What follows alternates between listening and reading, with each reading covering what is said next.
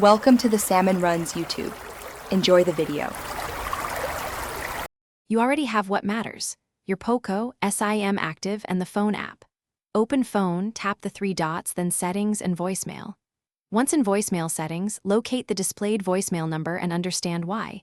Carriers store it to route missed calls. Now press Edit or Advanced Settings. If the field is editable, clear the number or replace it with a blank entry. If it's locked, don't stop here. Move to the next step to remove forwarding at the network level.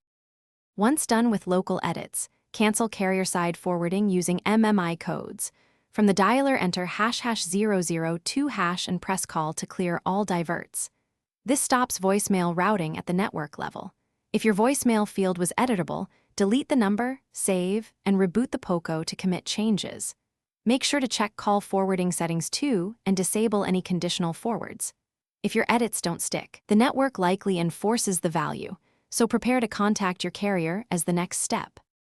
To complete the process, reboot your Poco and immediately test by calling your number from a second phone. Confirm no voicemail pickup or diverted message.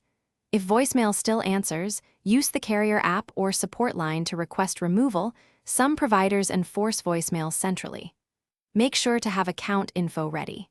A key troubleshooting tip: if settings revert, remove and reinsert the SIM, or try the procedure on another compatible phone to isolate device versus network enforcement.